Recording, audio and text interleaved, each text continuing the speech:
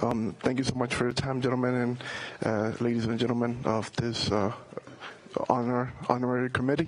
Thank you for your patience to hear the voice of the people that you represent. I am support of Bill 2333. As a U.S. veteran who served 3 tours in Iraq and Afghanistan, from 125th Battalion platoon from the U.S. Marine Corps in Ayers, Massachusetts, and spent my 19th and 21st birthday outside of this country and outside of the liberty of the United States. I felt encouraged every day to go and take arms for my country because of what it represents. Liberty and justice for all. I truly believe that as a U.S. veteran, as a naturalized citizen, this is what this country is supposed to stand for, justice for all. And it's unjust that also as an immigration representative who goes to court almost every day up in Boston, I am the vice president of A New Beginning for Immigrant Rights, and I see how negatively it affects people who want to become legal if they have a criminal record. It can come back and hurt them if they've been arrested because of not having a license, because of being in the court system. It makes them look like a criminal. It makes them look like they're obviously against the law when they just want to do is take their kids to work, take the kids to the park, take their kids to the restaurant, or just live freely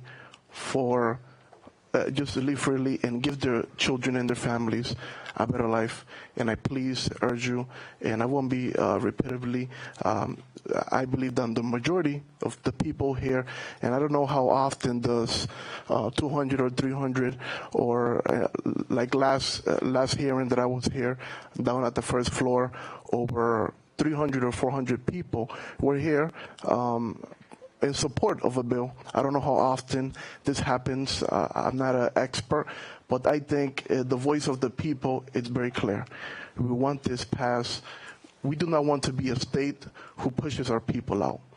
We all know, and numbers show it, and numbers don't lie, that the states who have welcomed immigrants have grown, because we contribute to the economy, we contribute to America, and I want my state of Rhode Island, who I so dearly love, I would like to spend the rest of my life here. I would like to spend the rest of my life representing the immigrant community, the undocumented people. And I believe if this bill is not passed, it's going to greatly, negatively impact Rhode Island. I already have many people planning, if this bill doesn't pass, I'll move to Connecticut. I'll move to other states where it have been passed. And these people know how to migrate. They know how to do it. If they cross the border, if they cross the desert, putting their lives on the line, it will be very easy to leave Rhode Island, and I do not want this from our state. We want to be leaders. We want to bring tourism. We want to bring and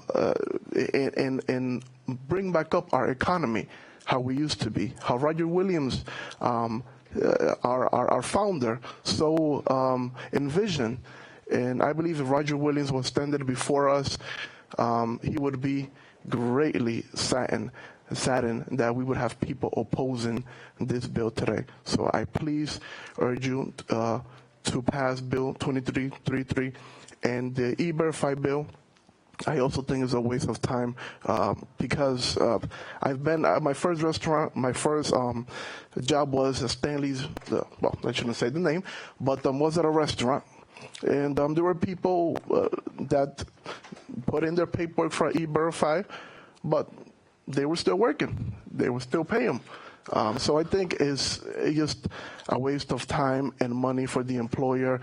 And if we're going to pass a bill that's going to force employers to do something, I think it's going to negatively, again, impact the economy and the free spirited of Rhode Island in our beautiful state. So please, I urge you in the name of all the undocumented people, in the name of all Guatemalans, Mexican, Hispanics, Asians, of Muslims of all country and all religions that are here in Rhode Island, please hear our voices. Please pass this bill now. Thank you very much.